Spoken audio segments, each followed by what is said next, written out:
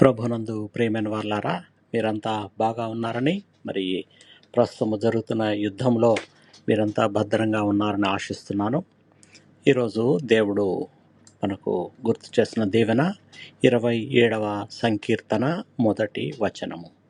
యెహోవా నాకు వెలుగును రక్షణయు అయి ఉన్నాడు. ఈ వాక్యం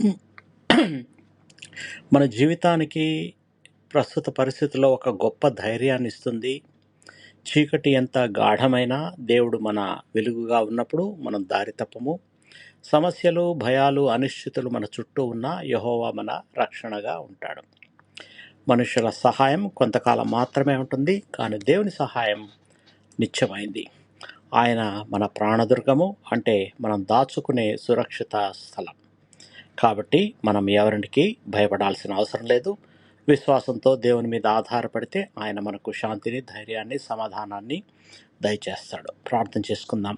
ప్రియ పరలోకపు తండ్రి, నీవే మా వెలుగు, మా రక్షణ, మా బలము. మా జీవితంలో వచ్చే ప్రతి భయాన్ని, ఆందోళనను తొలగించండి.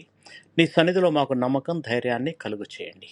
ప్రభువా, నీవే మా ఆశ్రయదుర్గము. ఎలాంటి పరిస్థితుల్లో అయినా నిన్నే ఆశ్రయించినట్లు మాకు సహాయము చేయండి. నీ వెలుగులో నడిపించండి. నీ శాంతితో మా హృదయాల్ని నింపండి. యేసు కృపగల నామంలో ప్రార్థించి వేడుకొంచున్నాము తండ్రి, ఆమెన్. మీకు ఎవరికన్నా ప్రార్థన అవసరం ఉంటే మీరు నాకు మెసేజ్ చేయండి. దేవుడు మిమ్మల్ని బహుగా దీవించి భద్రపరచునుగాక. ఆమెన్.